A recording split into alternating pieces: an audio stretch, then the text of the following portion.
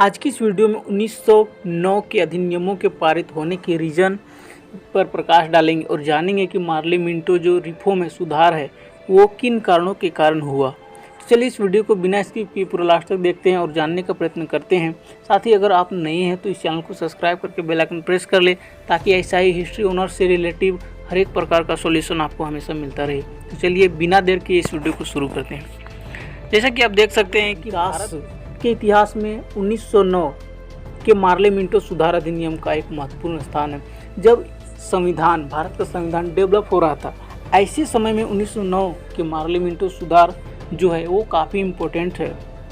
यह भारत के सहयोग की नीति पॉलिसी ऑफ एसोसिएशन को क्रियान्वित करने की दिशा में 1982 के अधिनियम के पश्चात दूसरा महत्वपूर्ण कदम था। यानी 1982 में जब एक अधिनियम लाया गया, उसके बाद यह दूसरा ऐसा अधिनियम था जो काफ़ी महत्वपूर्ण था। और इसके जन्मदाता भारत के गवर्नर जनरल, यानी इसको डेवलप करने के जो दो व्यक्ति थे वो थे भारत के गवर्नर जनरल लॉर्ड मिंटो तथा भारत के सचिव secretary of state of India Lord Morley थे। और इन्हीं दोनों के नाम पर जो इस अधिनियम को रखा गया, जिसका नाम है भारत परिषद या फिर भारत परिषद 1909 को मार्ले मिंटो सुधार के नाम से जाना जाता है। यानी मार्ले मिंटो सुधार इन्हीं दोनों के नाम से लिया गया है, ठीक है। और इस नियम का यानी इस कानून का नाम ही है मार्ले मिंटो सुधार 1909। और इन्हीं के नाम पर भारत परिषद जो अधिनियम है वो पास हुआ। अधिनियम के पारित होने के कारण 1909 के अधिनियम को पारित होने के बहुत सारे रीजन थे, बहुत सारे प्रमुख कारण थे। तो चलिए सिलसिलेवार जानते हैं। पहला कारण है 1892 सुधार अधिनियम से असंतोष। जब 1892 में सुधार अधिनियम लाया गया तो उससे असंतोष आखिर क्या है वो जानने का प्रयत्न करेंगे। 1892 का सुधार अधिनियम भारतीयों को संतुष्ट करने में असफल सिद्ध हुआ। यानी कि 1892 में एक अधिनियम पास किया गया, जिससे क्या है कि लोगों की सुविधाएं बढ़े, उनका जो कार्यशैली है उसमें सुधार हो और बहुत सारे ऐसे नियम कानून हो जो लोगों का सहयोग करे। लेकिन क्या है, वो असफल सिद्ध हुआ और व्यवस्थापिका सभा में सुधार अपर्याप्त था। परिषद के कार्यों एवं अधिकार पर अनेक प्रतिबंध लगा दिए गए थे। यानी जो भी परिषद था, जो भी उसके कार्य क्षेत्र थे, उसके अधिकार थे, उस पर क्या है प्रतिबंध लगा दिया गया।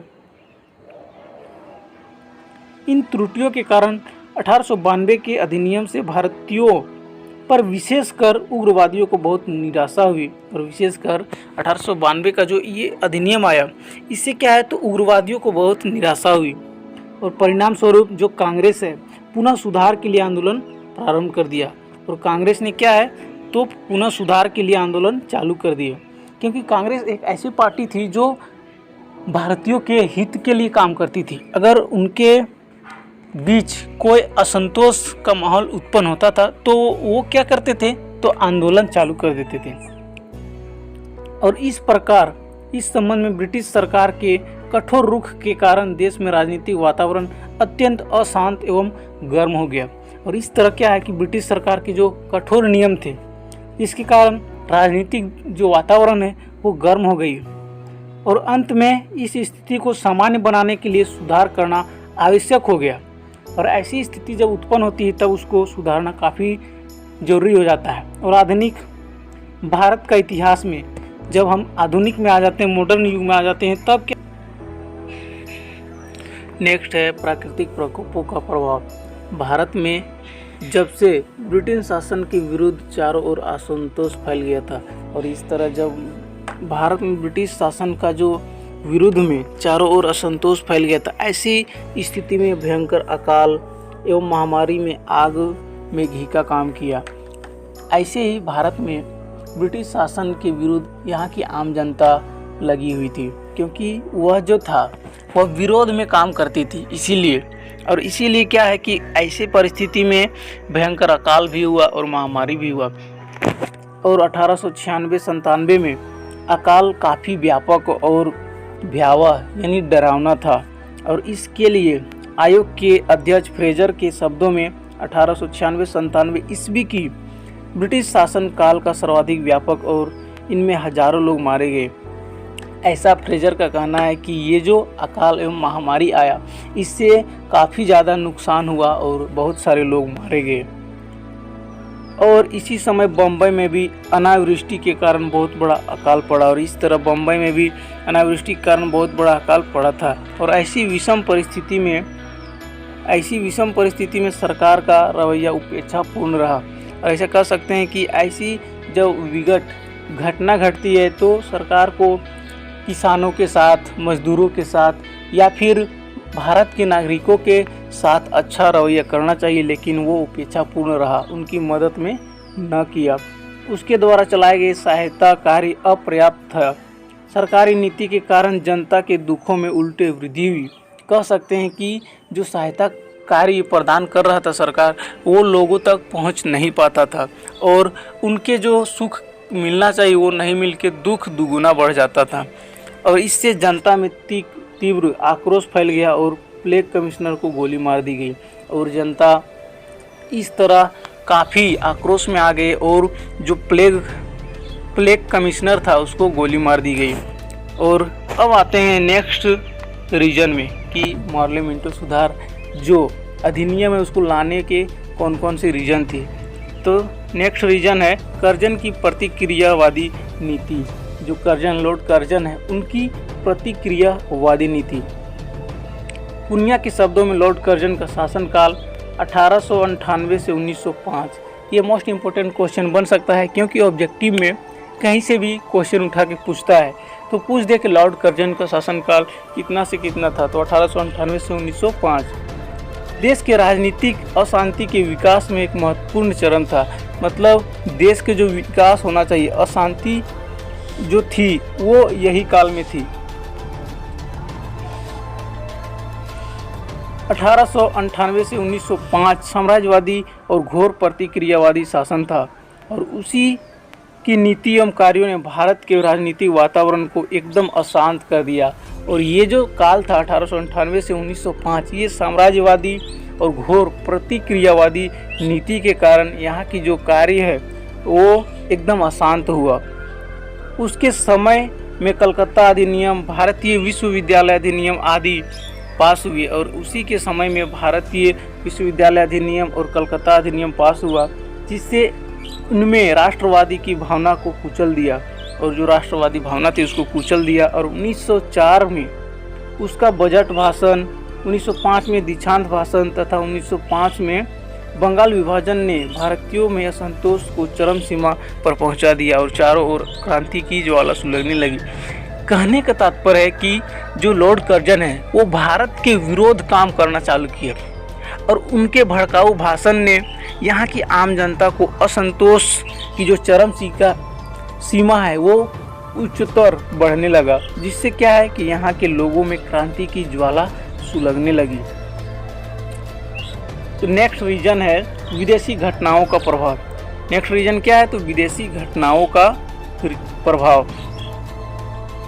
इसी काल में विदेशों में कुछ ऐसी घटनाएं घटी जिन्होंने भारत के राष्ट्रीय आंदोलन की काफ़ी प्रभावित किया। जैसे कह सकते हैं कि 1896 ईस्वी में छोटे से देश अबिसिनिया ने इटली को परास्त कर दिया। आप सोच सकते हैं कि विदेश में जो घटना घटती है तो उससे हमारे देश को भी प्रभाव पड़ता है। ऐसा नहीं कि वहाँ हो रहा है तो यहाँ कुछ नहीं होगा, ऐसा होता है।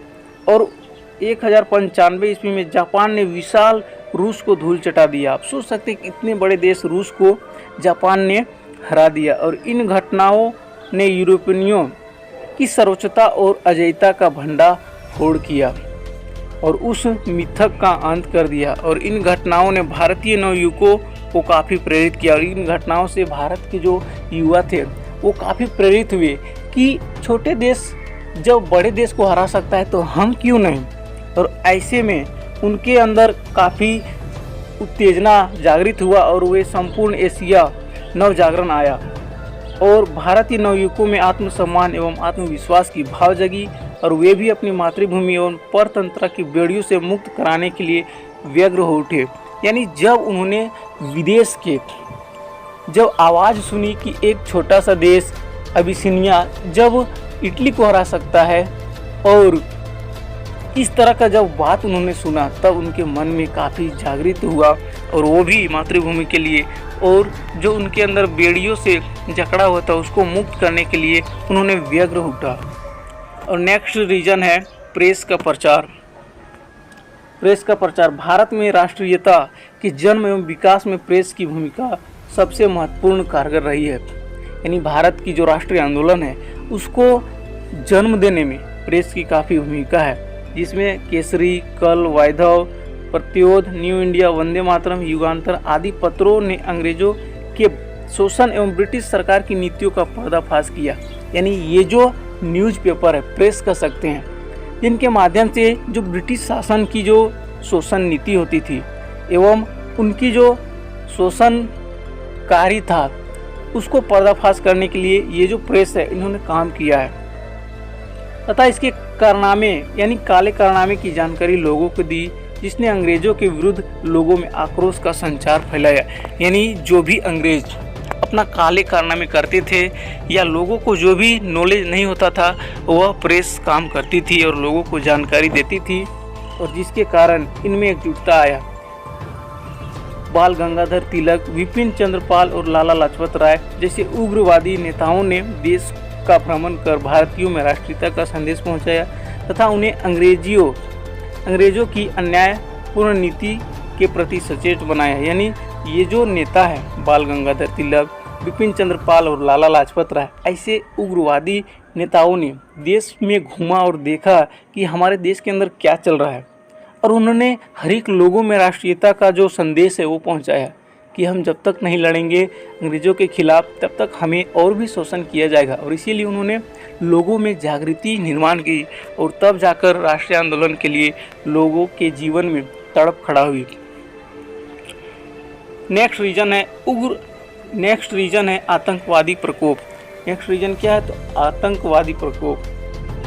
प्राकृतिक प्रकोपों और अंग्रेजों की भारत विरोधी नीति ने 20वीं सदी से प्रारंभ में आतंकवाद को बढ़ावा दिया। यानी जब प्राकृतिक प्रकोप हुए और भारत में अंग्रेजों की जो भारत विरोधी जो नीति थी ये 20वीं सदी से शुरू हो चुका था, और आतंकवादियों की संवैधानिक पद्धतियों में विश्वास नहीं था और वे बम और गोली का सहारा लेकर देश की स्वतंत्र करना चाहते थे। यानी ये जो आतंकवादी थे वे संवैधानिक पद्धतियों में विश्वास नहीं रखते थे कि हम दस्तावेज रूप से या फिर हम शांति से इस देश को नहीं बदल सकते, हमें बम और गोली का सहारा लेकर ही स्वतंत्र करना चाहते थे। और इस तरह इनके परिणाम स्वरूप देश में गुप्त क्रांतिकारी संस्थाओं में आतंकवादी गतिविधियों की बाढ़ सी आ गई, और इस तरह लोग सोचने लगे कि हम उग्रवादी रूप से ही इस देश को बचा सकते हैं, यानी अंग्रेज़ों के चंगुल से छूट सकते हैं। और इसीलिए उनकी जो संस्थाएं हैं, क्रांतिकारी संस्थाएं और आतंकवादी गतिविधियां हैं, ये बढ़ने लगी, और अफसरों एवं जजों की हत्या कर दी गई। और अफसर जो अंग्रेज अफसर होते थे, ये जज होते थे, उनको मार दिया गया।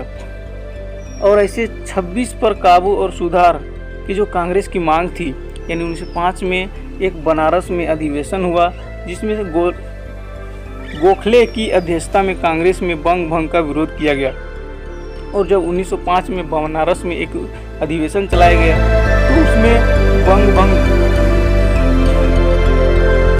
बंग भंग का विरोध किया गया तथा स्वदेशी आंदोलन का स्वागत किया गया, और ब्रिटिश सरकार वर्मा डाइजेस्ट आम बात हो गई। यानी एक अधिवेशन चलाएगा जिसमें बंग भंग जो लॉर्ड कर्जन के द्वारा चलाया जा रहा था उसका विरोध किया गया, और ब्रिटिश सरकार अपनी दमनकारी नीति के बावजूद इन आतंकवादियों को रोक नहीं पाया।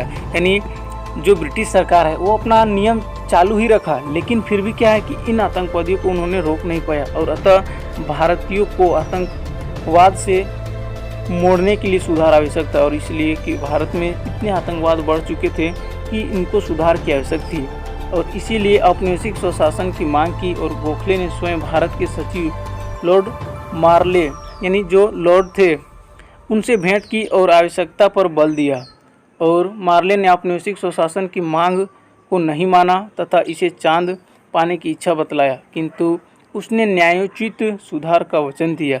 यानी भारत का जो सचिव था लॉर्ड मार्ले, उनसे गोखले जी ने भेंट किया और बात की कि आतंकवादी जो है, उग्रवादी जो है वो धीरे धीरे बढ़ रहा है और इससे क्या है कि हमारा समाज और राष्ट्र में काफ़ी परेशानियां हो सकती है। इसीलिए उन्होंने एक नियम पारित किया।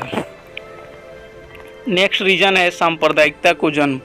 सांप्रदायिकता का जन्म ये काफ़ी इम्पोर्टेंट है, क्योंकि सांप्रदायिकता के कारण ही हमारे देश में जो लड़ाई हुए हैं, एक दूसरे के अंदर फूट डाला गया है। भारत राष्ट्रीय आंदोलन को कुचलने के लिए ब्रिटिश सरकार ने न केवल कांग्रेस के उदारवादियों तथा उग्रवादियों में फूट पैदा की, बल्कि हिंदू मुसलमान में भी आपस में वैमनस्य पैदा किया तथा उन्हें लड़ाया।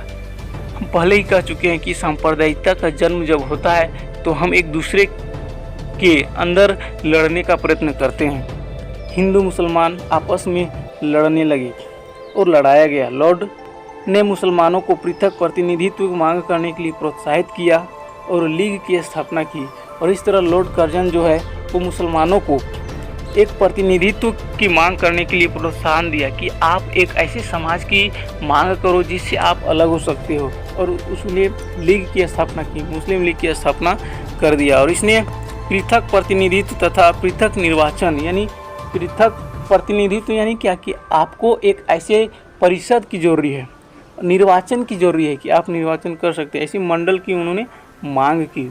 और अंग्रेज राष्ट्रीय आंदोलन में फूट डालने के लिए मुसलमानों की इन मांगों की पूर्ति करना चाह रहे थे।